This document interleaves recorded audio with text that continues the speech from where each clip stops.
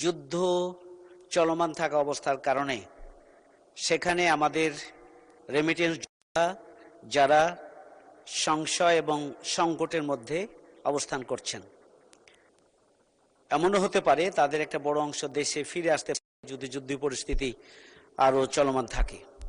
এই পরিস্থিতিতে আমাদের বৈদেশিক প্রবাসী কল্যাণ ও বৈদেশিক কর্মসংস্থান মন্ত্রণালয়ের পক্ষ থেকে আমাদের বিদেশে অবস্থানরত রেমিটেন্স যোদ্ধাদের ব্যাপারে কোনো বিশেষ পদক্ষেপ গ্রহণ করা হয়েছে? মাননীয় স্পিকার, আপনাকে ধন্যবাদ।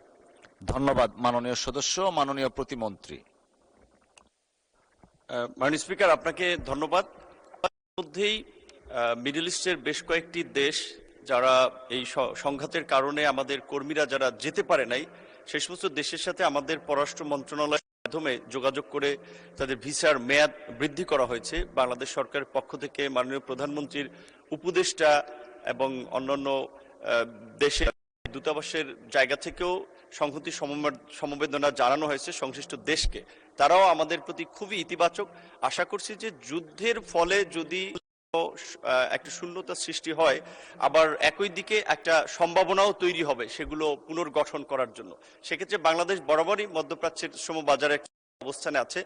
দ্বিতীয়ত, আমাদের বিভিন্ন দেশ থেকে যারা ফিরে আসে, যারা 6 মাসের মধ্যে কোনো কারণে কাজ না পেয়ে কিংবা প্রতারিত হয়ে যারা তাদেরকে আমরা একটা প্রশিক্ষণ, ট্রেনিং এবং কিছু প্রণোদনা দিয়ে তাদের পুনর্বাসনের একটা ব্যবস্থা করে থাকি।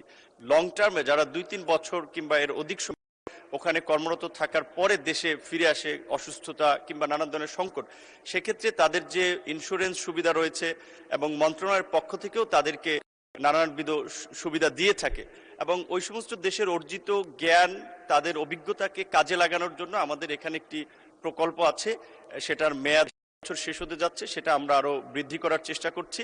এবং আমাদের মন্ত্রণালয়ের পক্ষ থেকে আমরা দায়িত্ব নেওয়ার পরে আমরা একটা নতুন প্রকল্প নিচ্ছি, যেখানে আমাদের বিদেশ সেটা একটা দুর্ঘটনার কারণে হোক কিংবা ন্যাচারাল কারণে হোক, যে যারা দেশে আসবে তাদের এই দক্ষতা এবং জ্ঞানকে কাজে লাগিয়ে আমাদের বিশেষ করে ট্রেনিং সেন্টারগুলো, আমাদের মন্ত্রণালয়ের অধীনে প্রায় 110টি টেকনিক্যাল ট্রেনিং সেন্টার বা টিটিসি আছে। এই ট্রেনিং সেন্টারে তাদের একটা কর্মসংস্থান ব্যবস্থা করে তাদের জ্ঞানের মাধ্যমে অন্যদেরকেও সক্ষম করে তোলা। এছাড়াও কিছু কাজে তাদেরকে এনগেজ করার আমাদের সাথে ILO, IOM তারাও সহযোগিতা করতেছে। আমরা কিছু প্রজেক্ট নিতে। ধন্যবাদ মাননীয় স্পিকার।